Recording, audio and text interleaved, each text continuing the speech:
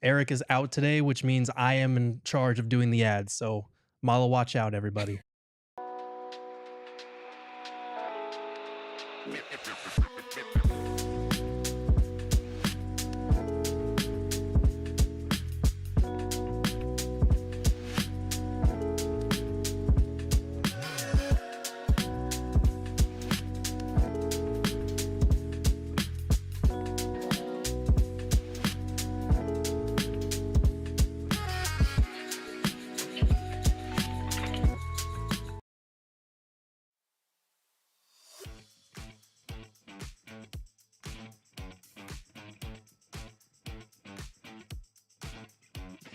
Psychos and sickos, what's up? I don't know how Eric does his intro, so we're not even going to go into that. I'm Gerald Bourguet. This is Stephen Pridgeon-Garner, and we are the PHNX Suns Podcast. Eric is attending Big 12 Media Day, so he will be out a few days this week, which means I have been handed the reins to this ship. I'm apologizing in advance for that. But we have a lot of great stuff to talk about on today's show, a little bit later edition today, because the Suns had their rookie press conference introducing us to Khaman Maluach, Rasheer, Fleming, and Koby Brea today. We've also got a lot to talk about on the Bradley Beal front in terms of a potential buyout and what waiving and stretching his contract would look like. And then we've got to reminisce a little bit on the end of the Kevin Durant era officially, since that trade went official over the weekend. But first, Stephen, how you doing today? It's refreshing to have some in-person news to report on from the Suns. Obviously, a lot of transactional stuff going on that hasn't gone official until Sunday. And not really getting a chance to hear from the rookies much until this moment today. So I'm curious to dive into everything and then kind of talk through it all as a recap for everybody. Yeah, it was kind of a bummer that we had to wait for the trade to be official because we couldn't, all of those rookies were tied to the Kevin Durant trade, so we didn't get to welcome them to the Valley until today, but we got to hear from all three rookies today. We got to hear from Suns GM Brian Gregory. Before we start diving into some clips, initial impressions from the rookie presser. I think most rookie pressers are a little bit dry for the most part, just because a lot of these rookies are younger kids. They're bashful. This is kind of their first time dipping their toes into the local media pond. But any initial impressions from today? I think maybe my biggest thing is that you could tell, like, even though, like you said, it was kind of a little sort of dry, it feels like this whole process is overwhelming, which understandably so. But you could tell the humility that each of those three have. You could tell the character in terms of aligning with everything that Brian Gregory and company have been looking for from the people, yet alone the athletes that they're bringing in. And then the other big thing for me is that all three of them are very much grateful for the opportunity extended to them from the Suns. And they're looking to not just make the franchise right, but also themselves right. What about you? What stood out from you being there in person? Yeah, I think just the way that they all seem to exhibit traits that the Suns have been talking about in terms, like obviously getting younger, they're rookies, but getting more defensive minded, having the right work mentality. Gregory mentioned their competitiveness, their work ethic, and then pointed to Ryan Dunn, Oso Ighodaro, and Colin Gillespie, who were also in attendance for this presser. So I thought that was cool. I also thought it was cool that it was a little bit different because normally they hold these pressers at their practice facility. And today's obviously a Merck game day, so that might have played into it, but they held it at a YMCA, the Valley of the Sun YMCA up over on Shea Boulevard. And so it was kind of a community event where they had junior Suns there and they had the players kind of, messing around with the kids afterwards, Ryan Dunn swatting some poor kid shot Of course he was. into the bleachers. So I do like that. And this is something Gregory mentioned, the kind of focus on these guys that are coming here, not just being basketball players, but being a part of the community. And we've seen the value of that going back to the, those beloved teams from before with Cam Johnson and Mikal Bridges and Cam Payne and all these guys. I definitely think that was kind of missing from the teams from the last few years. So they're very much focused on, yes, we know the potential of young guys. It's easy to buy into hope of young rookies, but also, having likable players that fans want to root for, because it felt like a lot of fans were not fans of this team last season. But anything before we start diving into some clips? Yeah, I think that's maybe the other big takeaway for me. It felt like last year this team was a little too vet heavy. Yeah. And I think because of that, and not having the right meshing of personalities, they missed out on the fun in the journey to break up the mundaneness of 82 games stretched across 5.5 months. Mm-hmm. I think that won't be an issue for this team going into this season. Each of these three players will bring it in their own respect. Add to that Ryan Dunn and Oso Ighodaro involved, and I think they have a nice meshing of personalities to where things will be very kind of open and kind of easy going in a sense. Absolutely. Well, we did mention that Brian Gregory talked a little bit about the three rookies and what they bring to the table. Here's Gregory himself and what he had to say. All of these three young men have had exceptional college careers, but they've all taken different journeys and different paths to get to this point tonight. And they are just wonderful, wonderful young men, and we're excited to have them part of our organization and our team moving forward. One thing that they have in common, though, when we talk about building our identity and what the Phoenix Suns is all about and what can make everybody in this gymnasium proud and everybody in the Valley proud, these guys have it. They are unbelievably hard workers. That's why they're sitting up here today, because they work hard. They're not afraid to grind out the work on a daily basis. They have an unbelievable competitiveness that's relentless in what they're trying to get done. They're goal setters. They set those goals and they do everything they can to achieve them. They're great teammates. They look out for each other. They've been with us for a week and you can already see that. And they have some great mentors sitting in the first row over here that are making sure that they know exactly what being a Phoenix Sun is all about. And they do it on every single day. They got great work habits, high character, and one thing that they know that's important is they are ready to go out there in the community and make an impact in the community as well.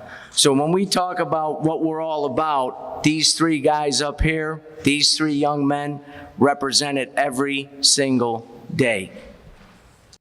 I mean, obviously it's GM speak. It's the rookie's intro presser. He's not going to go up there and badmouth their weaknesses, but like, that's encouraging to hear that these guys are already representing what the Suns are all about. He said, you know, I've only seen one practice from them and I'm already more encouraged by what I thought about them before.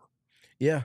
I think those things, and not to get too far ahead of us, but I think that's a big part in what makes this upcoming Summer League such an interesting thing to think about prior to it actually taking place. Just so many pieces with so many different dynamics and really wanting to see how they mesh together, but also translate to the NBA level. Yeah, absolutely. And I think it's also interesting that he pointed out to a second-year player, and Colin Gillespie, who was just on a two-way last year, as veteran examples for them about what the Suns are all about.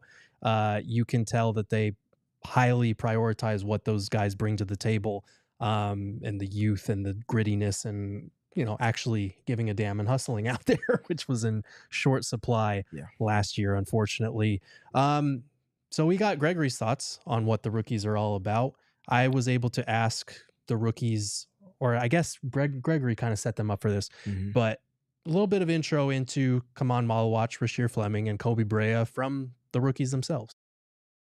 I'll open it up right now and introduce each player, and then they'll say a few words. So, Khaman, you're up first. My name is Khaman Maluach. I went to Duke from South Sudan. I'm so excited to be here. I'm so happy to be here, to be part of this great culture and this new thing we're gonna start. It's just a beginning for me, and thanks to everybody that has helped me to be in this position today. And I'm so excited to do this journey with everybody right here in this community.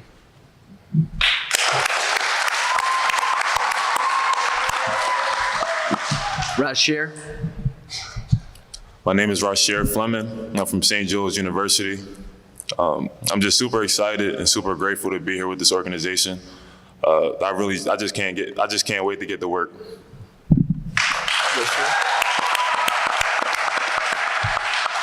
Koby Brea.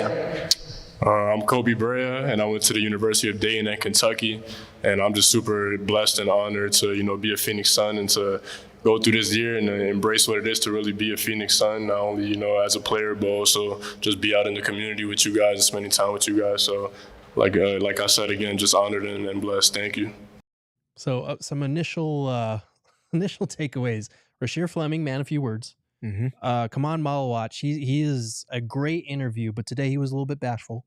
And then Koby Brea, this was one of the few times where they answered in the order that they were drafted in and didn't defer to the older guy, Koby Brea, on the two-way. Any initial takeaways, Stephen? I mean this in the most complimentary way. Mm-hmm. Someone on Twitter, someone that I follow in the Suns community, I can't remember exactly who it was, said that Rasheer has a lot of Kawhi mannerisms about him and how he communicates to the media. Yeah.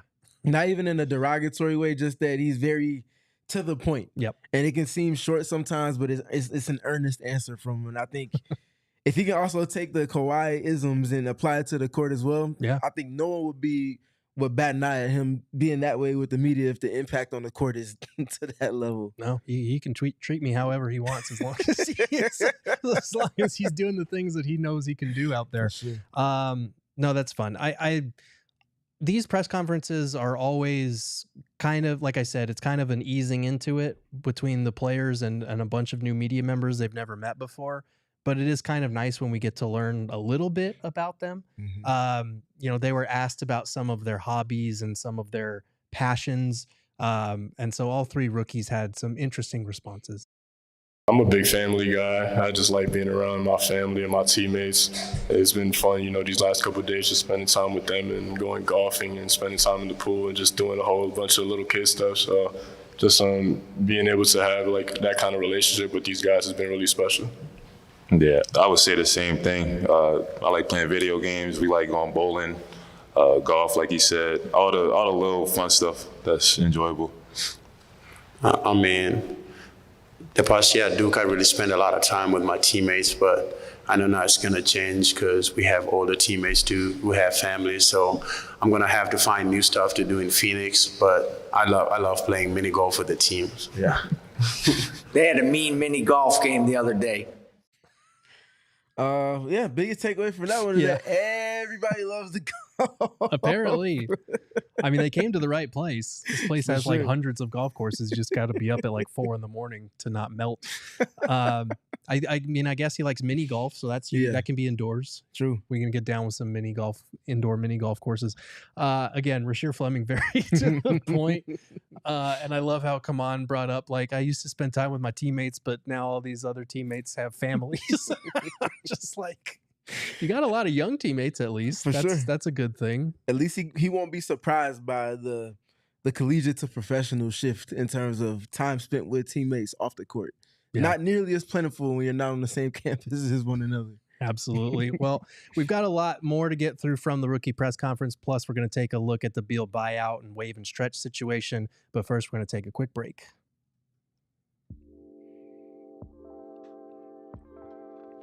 Stephen, I would like to bet you some money that Khaman Maluach is going to be a much better interview moving forward than the shy rookie press conference that we had today. Let's do it. There is a way to do that, and it's on the VME app, where you can bet on pretty much anything that your heart desires, whether it's sports, video games, Madden, 2K, fantasy matchups, golf games, whatever you want. It could be for money. It could not be for money.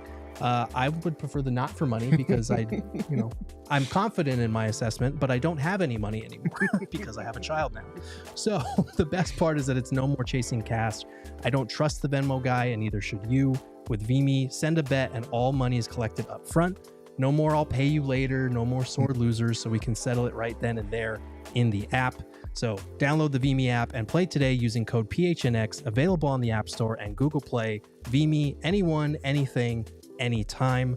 I also, if we're going to be betting some money, I need to set some aside for gas money. Mm-hmm. And the good news is I don't have to set aside as much because of Circle K, because I'm an Inner Circle member, and you all can be Inner Circle members for free. You can save 25 cents per gallon on fuel when you buy 3 Coca-Cola 20-ounce products, but that is for only Inner Circle members. They also got some good 4th of July specials going on. I know the 4th was like 3 days ago now, but you can buy one, get one free Doritos, only available June 25th through July 28th. So you have literally one more day to take advantage of this Doritos special. Stephen, what's your favorite thing from Circle K? Oh, that's a great one. I'm gonna probably go with the Blue Sharks though. The Blue Sharks. The Blue Sharks are fire.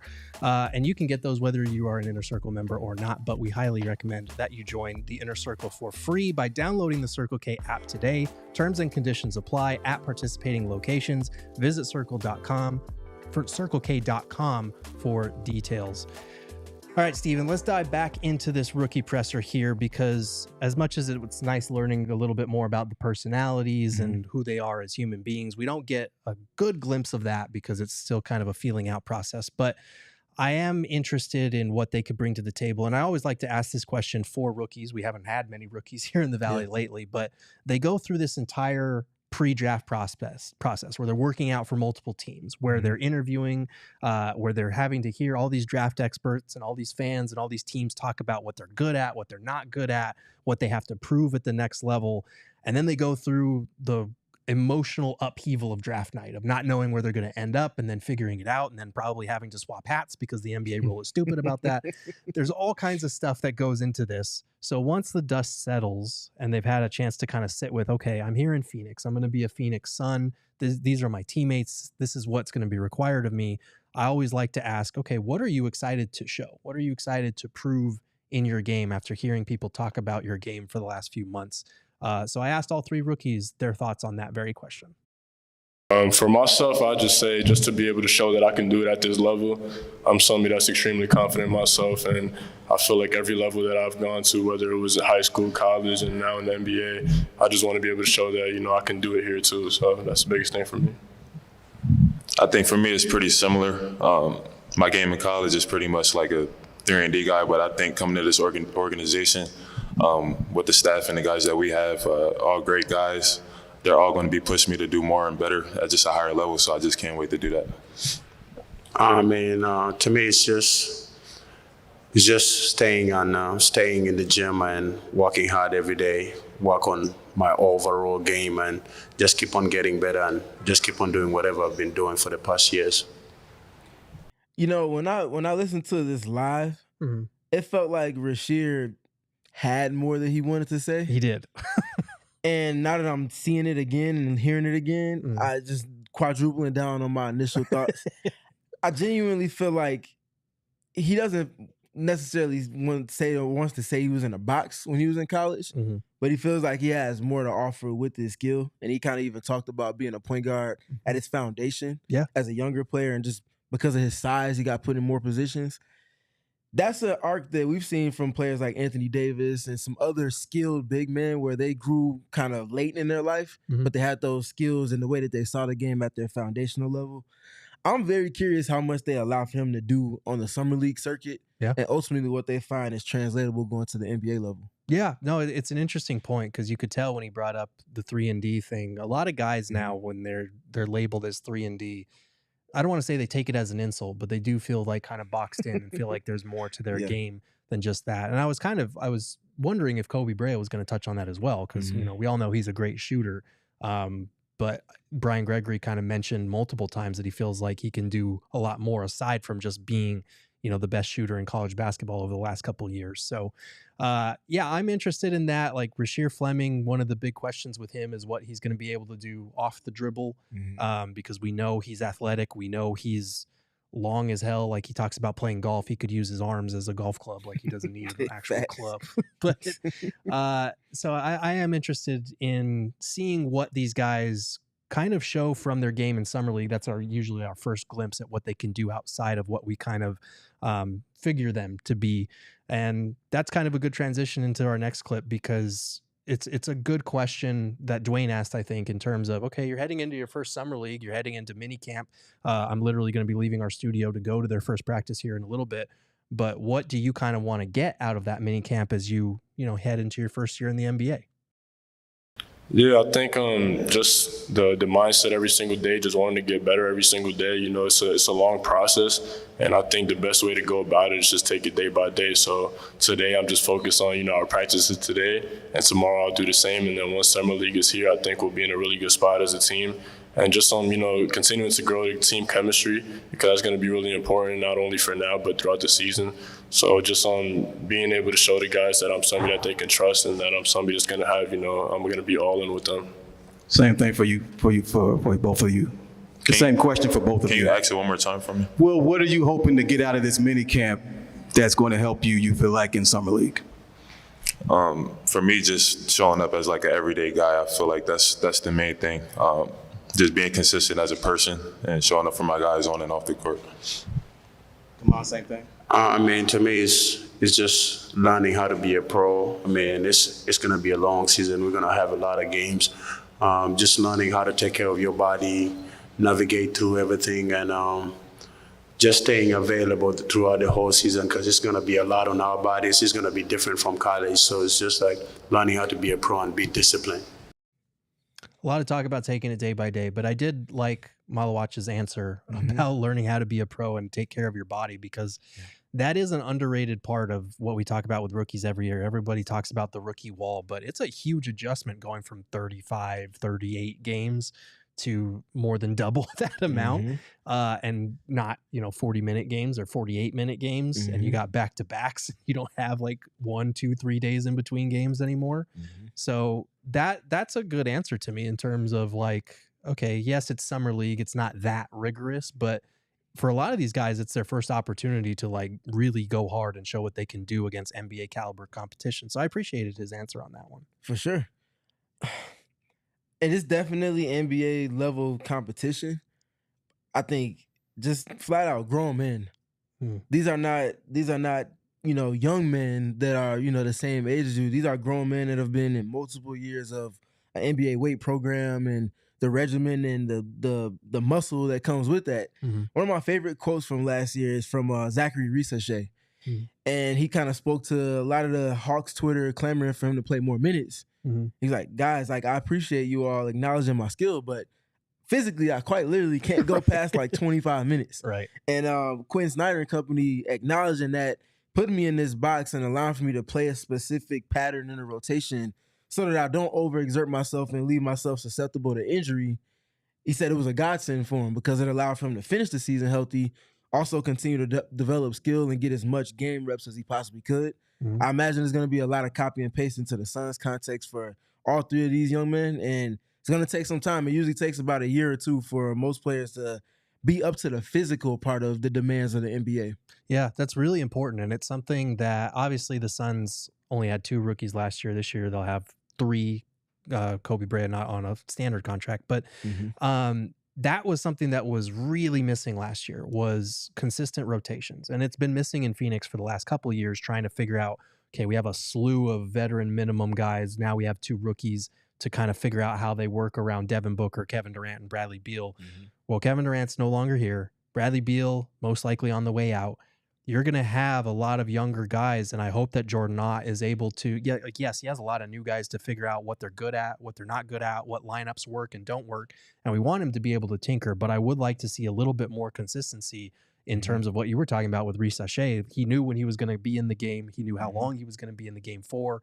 He typically knew who was going to be around him. Those are useful things for a rookie, and we knew Ryan Dunn and Oso Ighodaro thrived down the stretch of the season despite being yanked from the rotation for weeks on end for basically no reason. And we know that was one of the sources of frustration within the Suns in terms of firing Mike Budenholzer was, why aren't you playing Ryan Dunn? Why aren't you playing Oso Ighodaro? This team is terrible. It needs more energy. It needs more youth. It needs more athleticism. Why aren't these guys playing? I'm hoping that with these particular rookies, especially now that the Suns have this new identity they're trying to iron out, it's very clear, here's where you are in the pecking order. Here's what you need to do to get minutes. Here's when you're going to play and all of those things so that they can build on that with the consistency that you were talking about in Atlanta. Yeah, that part is really important. There's already enough ambiguity as a young man. And this is me speaking from a bird's eye view. I'm not an NBA rookie, but I can only imagine just how much uncertainty there is because of the style of play. So many new players. You might get accustomed to playing players because you spent 4 years in college in a specific conference. You get familiar with players and team style of plays. Everything's just completely different. If you can bank on, okay, I at least know when I'm going to be in the game and 1 or 2 of the lineups that I'm going to be involved with, and then start to learn player patterns and things like that. Devin Booker usually likes to go to his right-handed pick and roll. So if I'm spaced here, I know what to do. All of those little things will help a rookie kind of integrate themselves a little bit more quickly than just throwing them into the fire and just saying, figure it out. Absolutely. And then taking them out of the rotation after a couple of games. God, absolutely. And we hope that these rookies are able to have an impact because, as we know, this team did get a lot younger. Expectations are a lot different. heading into this upcoming season than last season. So in what looks to be a retooling year, trying to get yourself back on track, I hope we see plenty from these rookies. Obviously, we're pretty high on Maluach here. And one of my favorite quotes that I've heard from any rookie coming into the pre-draft prospect or your draft night interviews was Maluach talking about how he had these delusional dreams to make it to the NBA. So my natural follow-up was, does he have a new delusional dream now that he's here? I don't try to think ahead too much. I just try to embrace everything that I have ahead of me right now, and just try to be present and enjoy everything that comes with this. It's just my rookie year, just having a good rookie year, thinking about the summer league and staying healthy and being available. So the answer was nah, bro.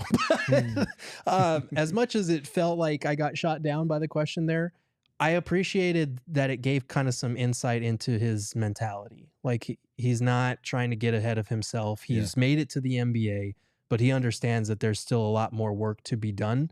And so I appreciate that in terms of not putting the cart in front of the horse. And it's also better than, make it to my second contract in terms of an answer. So there's that. Yeah, for that latter point, the bar was the absolute floor. Mm-hmm. So he couldn't do any worse than that one at all. But yes. I like that it seems like they're all very much in the present. They're not, okay, I did this in college and I know this is going to work when I get to Summer League, and I know this is what's going to help me carve out a niche in the rotation immediately. Mm-hmm. They're very much in the moment, and they're very much understanding of the work in particular. And I think that part is important. Just giving an idea, like you said, to the psyche of each of these three kind of going into their first summer league. Yeah, absolutely. Buddha the Schizo, don't worry, we did not forget your super chat. So thank you for your $4.99 super chat. This question is for Gerald. I'm Buddha from IGM. How does it feel to always ask the first question, and do you feel any pressure in doing so? Okay. Well, first of all, the first question thing is a recent development. That's only been happening for like a year or so. Not really pressure. I do sometimes enjoy asking the second question more so, because usually the first question is kind of the obvious, cookie cutter, straightforward question that you have to ask, like, how did it feel to get drafted? Or what's it like being here in Phoenix, or that kind of thing. And I do typically like to ask more granular questions, like, something about your skill set or something more specific that kind of helps with my article writing. But it's fun. And it is fun being able to introduce yourself to the guys and stuff like that. So appreciate your super chat, Buddha. Any final thoughts before a couple of housekeeping items on the rookie front? I'm just excited to get to Summer League. I think each of these three players will have some pretty interesting things to kind of glean from at the end of whenever Summer League ends for them, whether it be just regular season or going through the actual playoffs. Yeah. And I think we'll just continue to learn a lot about them all together and in real time. Yeah, absolutely. Mention the housekeeping items. We did get word from Mike Scotto today on two fronts. In terms of Rasheer Fleming's contract, under the new CBA, you can kind of negotiate these sorts of things. Is that my family? I don't know what they're doing in there. But Mike Scotto talking about Gerald and his family. That's crazy. We got some leftovers held on the computer here. But Rasheer Fleming's contract under the new CBA, I believe this was the lowest starting amount in terms of his salary that is possible under the CBA. It escalates from there. But he agreed to a 4-year, was that $8.7 million deal. And what else? A 4th-year team option. So the first 3 are guaranteed. So that's something to keep an eye on moving forward. It's for a very small amount, and the Suns were very high on this guy. Consider how much they had to move up to get this guy and how much maneuvering they had to do to make it happen. That could be really, really great value if he pans out the way that a lot of us who were high on him for the 29th pick back when they had that, if he pans out to be that level. The other thing that we got from Mike Scotto is that Koby Brea is going to be signed to a 2-way contract. We kind of speculated about this last week in terms of if he was on a standard contract, the Suns would be done. They would have 15 players under contract. You can carry 21 into the season, into training camp before you have to trim it down. So they could have added more players, but this means that there's not a roster crunch. It means there's one open roster spot right now. And in the event of a Bradley Beal buyout, which we'll talk about in a little bit, they could have up to 2 spots. So something to keep an eye on.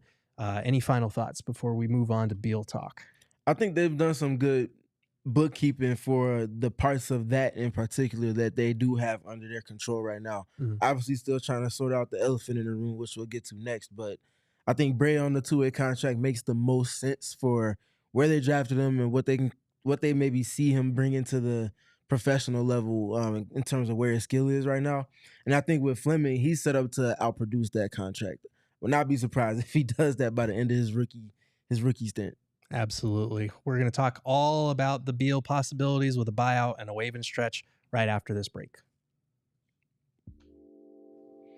All right, Stephen, July is a time to celebrate the red, white, and blue. But if you are white, the red hot heat is going to get to you and make you feel blue. So thankfully, we have APS for that because a smart thermostat works with your APS rate plan to help you automatically adjust the temperature in your home. You like that one, huh?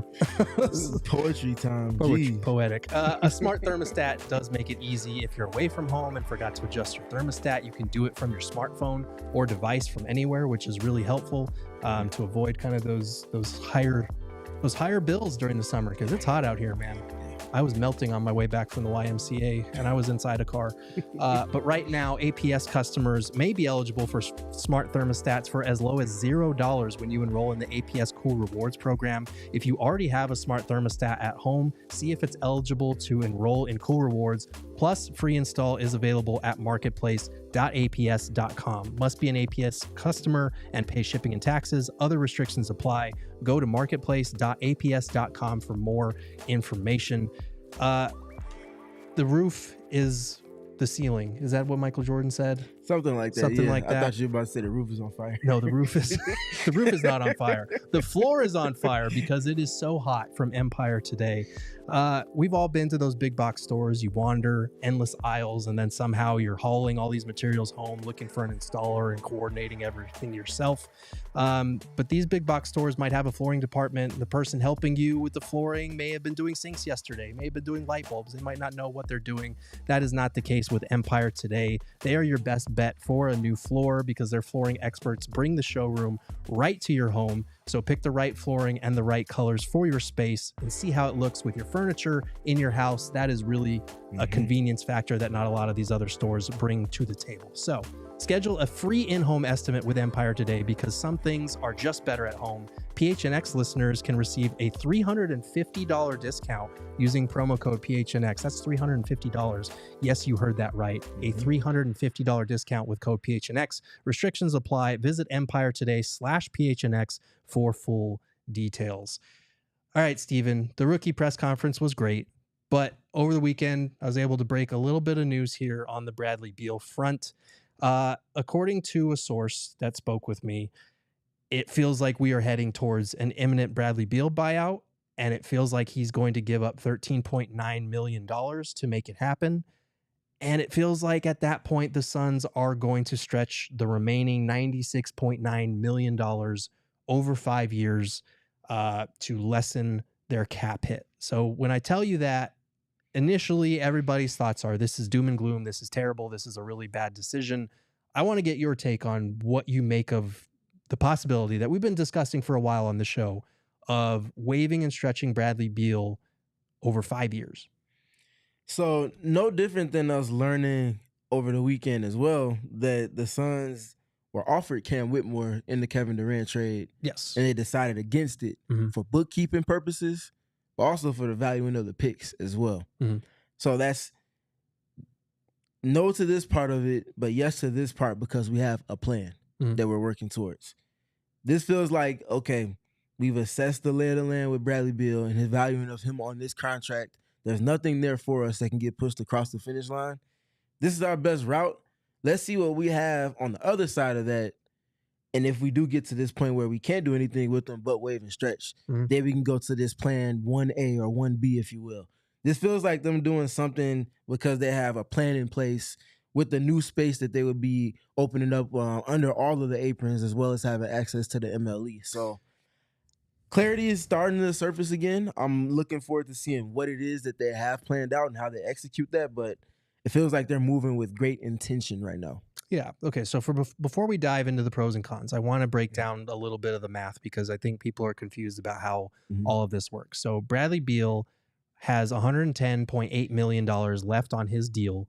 And you cannot waive and stretch him outright like the Bucks did with Dame, because when the Bucks did that with Dame, they had enough money under this 15% threshold that the NBA has, which you can only devote 15% of the salary cap for the upcoming season to waive and stretch money. So for the upcoming season, it's like $154.6 million salary cap. 15% of that is like $23.2 million.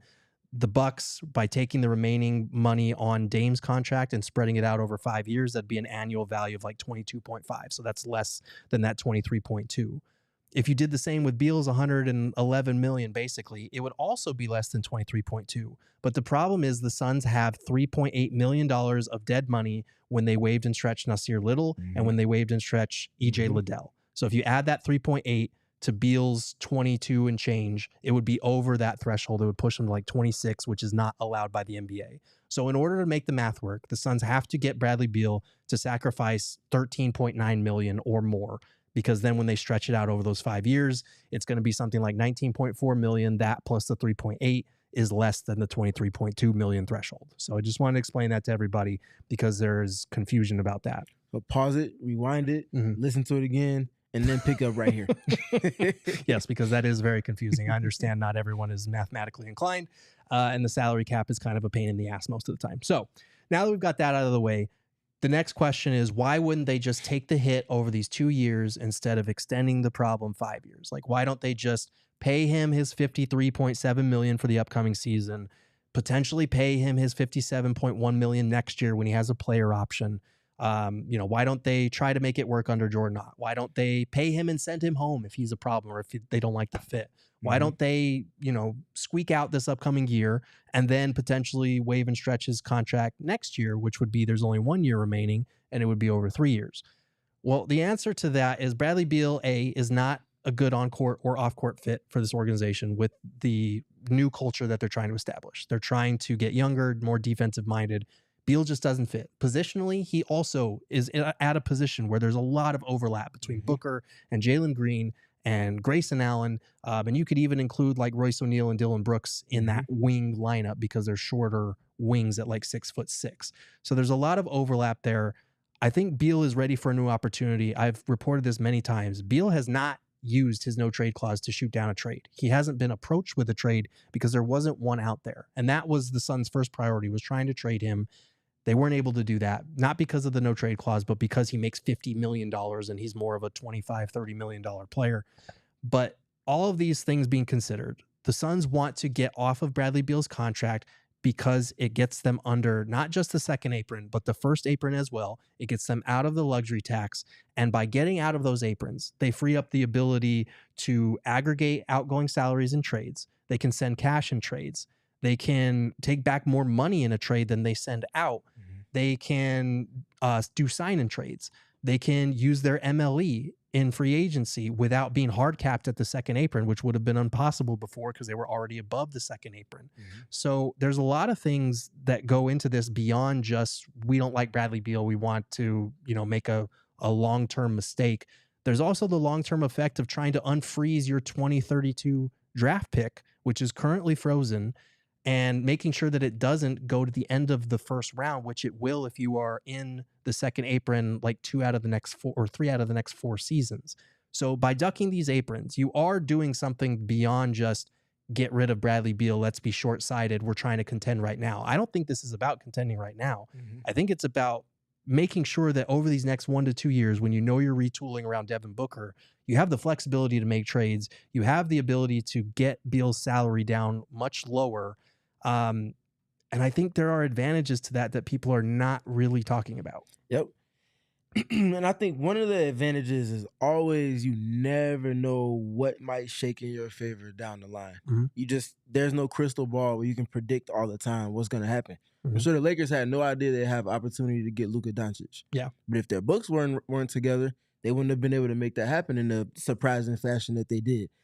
Similarly, don't know if the Suns knew that Kevin Durant was going to be available to even have those conversations with when they made that trade. They had all of their ducks in a row, and they were able to make that happen. Obviously, with Matt Ishbia's pushing across the finish line. You don't want to be in that situation where you're in the retool, and let's just say come February, there's a disgruntled star that might align with everything that you want positionally as well as characteristically. Mhm. You don't want to miss out on that because you don't have home together. You want to get your house in order so that you can bring something new in that can expedite it and now put you in that position where you're back in the playoffs firmly and trending more towards contending. Yeah, absolutely. And like I said, like there are a number of other reasons beyond it. Like the repeater tax is a legitimate thing, not just because we saw last year how expensive the payroll and luxury tax was. It was, highest in the NBA. But this year, the tax brackets change. They actually jump up and ratchet up even more if you are a repeat tax offender, which the Suns are because they've been in the luxury tax since 2022-23, I believe. That is an issue in terms of what you are paying for a team that I think we all agree is taking a step back next year so that they can take steps forward. There's no point in staying in the second apron for a team like this that's trying to get younger, that understands that they're going to take some lumps this upcoming season, especially if it puts you in a position beyond this season where you can maybe do some things, where you can have that trade flexibility.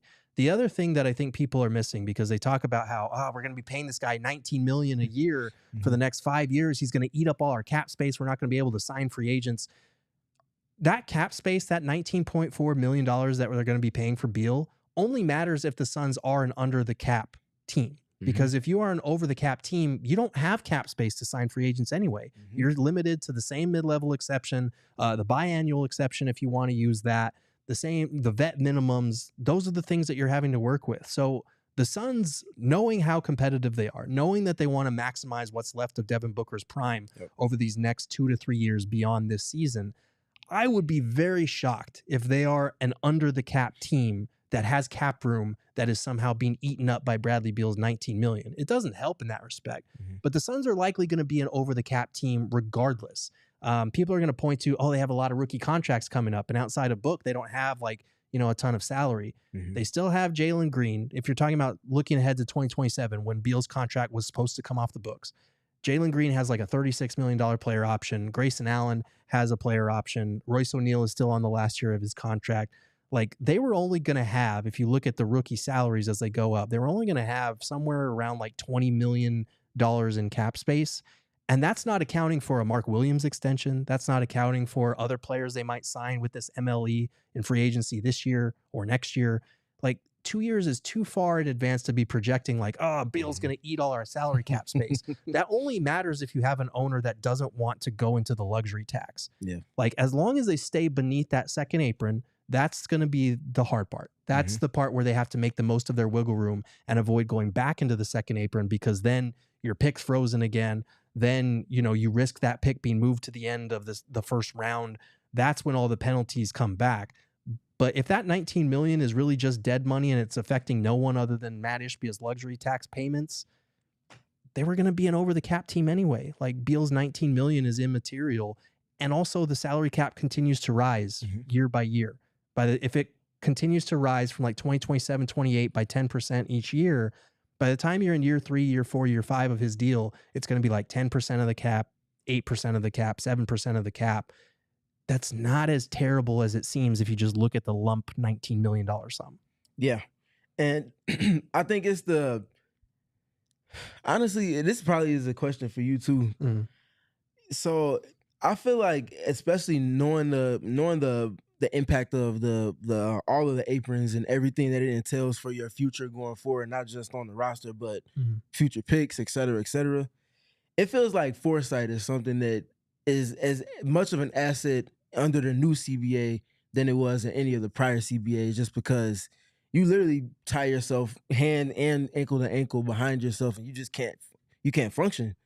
It feels like they're moving with the intention, understanding that they know that they made a bed that they had to lay in for a little bit, and then they're realizing now, after moving Kevin Durant, that they need to just have some space to breathe for a minute. And it feels like they're doing a great job inching their way incrementally towards that. But is there anything specific you would want to see them do with Bradley Beal, or after the Bradley Beal situation is settled? Yeah, because I think people in the chat are very upset about the possibility of Beal being waived and stretched. And I got news for you. You better wrap your minds around it, because it's probably coming soon. But the idea that they have to use this MLE that they get now, I think they will be under the luxury tax if they waive and stretch him. So they'll have full access to the MLE that starts at $14.1 million. I don't know if there are many players out there that I would devote the full $14 million to.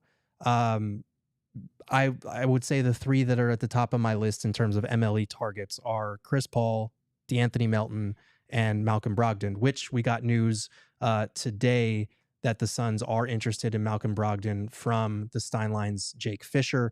They're one of like 8 teams that he listed that the Wizards are interested in a sign and trade to facilitate a move. So I'm not sure what exactly that would look like in terms of what would be going to Washington if it was a sign and trade. For me, I would be happy with any of those 3 guys that I named, but it's not even just about like what you use your MLE on right now. It's about just having the trade flexibility, because we knew last year, every trade scenario that we painted, it was like, well, this guy's contract is less than this guy, so we can actually trade for him. And instead you could stack Grayson and Royce into something, or Royce and Nick, or Grayson and Nick Richards. Like you have more flexibility to acquire higher level salaries that can help you for the foreseeable future. So yes, they have their work cut out for them to make it work, to shift this roster into something good. But I really think people that are going crazy in the comments right now are not listening to the potential benefits. I think long-term, $19.4 million on the salary cap sheet looks terrible. I also think it's kind of an emotional response to, we're having to pay Bradley Beal still to not play for the team. They don't want him in Phoenix, and Beal wants to play elsewhere. If you sent him home, that's a toxic situation that looks bad for Beal, that looks bad for the Suns and how they treat players. This is facilitating a breakup so that he can have his choice to sign with some other team. And for the Suns, there are benefits to this that are not just what do you do with the MLE this year. It's the trade flexibility. It's the pick flexibility moving forward. It's ducking the second tax apron and not spending an inordinate amount of money and freezing yourself up for what's left of Devin Booker's prime on a team that's probably going to win maybe as many games as last year. I don't know. Yeah. It makes sense when you're assessing things as a whole and you're understanding of exactly what you need to do to take those steps. It's not going to be a big leap. You're not just going to, completely just duck one part of the process. It's a process for a reason. It's probably going to be a little slow developing on that side of it. I think on the talent side, they'll probably be a little bit ahead of where they may have anticipated they would be, considering they weren't looking to bring back the most talent in a KD trade or in a potential Beal trade, or even worse in a waive and stretch where you don't get anything in return for them. So again, it just feels like they're setting themselves up for some success, and then they're going to allow for the process of building the foundation with Ott and company in tow, as well as the rookies, kind of lead the way in terms of how quickly the retool process is going to go for them. Yes. Appreciate all of you being in here with us. Make sure to leave a like, even if you didn't listen to a word I said about the potential benefits, because they are there. Maybe go back and rewind the show later. But we're going to wrap things up with our thoughts on the end of the Kevin Durant era officially after this final break. Oh, wait, we don't have a break. Just kidding. We're going to do it right now. Stephen, over the weekend, we got the news that Kevin Durant trade. It's a 7-team trade, historic trade. Brian Gregory's first trade is a 17 historic trade. That's really funny considering where we were just a few weeks ago in terms of reacting to that hiring. But your thoughts on the trade that went through and the end of an era for the Suns? Yeah, definitely tough to see an all-time great exit, especially if he's not exiting into retirement, but to another team. It's a harsh reminder of needing to make sure that things are being handled in the appropriate manner, so that you're not in these positions where there are repercussions that you're succumb to. I feel like the lesson has been learned, and I feel like there has been understanding of, in the next opportunity, they're not going to handle it the same way. And I think maybe the big thing past just the Durant part of it all is that the building of a roster around it. It's not just names and names and names. It's about how are these personalities going to mesh together? Equally as much as it about how is this guy going to get guarded when he's one pass away from Kevin Durant and Devin Booker. I think the former part that I'm speaking to was kind of ignored a little bit in the process of building a roster around those two. And I feel like if there was a little bit more intention about that, we got enough talent. Let's get the right guys to keep the foundation and the style of play that we want to play up to par. If they kind of do that part better, it's very fine things, but those fine things grow louder and louder when they turn into weaknesses that ultimately kind of undo everything that you're working towards. Yeah, absolutely. I feel like both with, a buyout for Bradley Beal and with the Kevin Durant trade, it's a natural failure because when you assembled those guys, you were all in. And we knew that this was a possibility. We knew that going all in on these three players and trying to put the right pieces around them could end in major disappointment. It could end in a position where you feel like you're stuck. And we know the draft capital that they surrendered to make it happen. We know that Kevin Durant was had to be the sacrificial lamb in some ways because of the Beal contract. So it is a pity that it had to end this way. From the press release, this is what Brian Gregory had to say about Kevin Durant. One of the greatest to ever play the game. We are grateful for the impact Kevin made on our organization and in our community. As a member of the Suns, he climbed the scoring charts to become the 8th player in NBA history to score 30,000 career points, and we wish him the best as he continues his career in Houston. And then Kevin Durant actually took to Twitter to say his goodbye as well. My time in Phoenix has come to an end. All those stops along the journey have really impacted me in a positive way. Remember, it's a world behind the scenes, and those who make things work in that space work tirelessly to make our lives easier as players.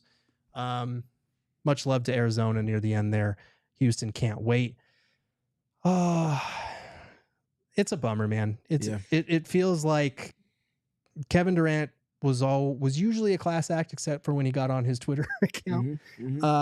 He was always good to the fans here. I saw it every game, signing the autographs beforehand, the way that he would talk about Suns fans when the place was rocking.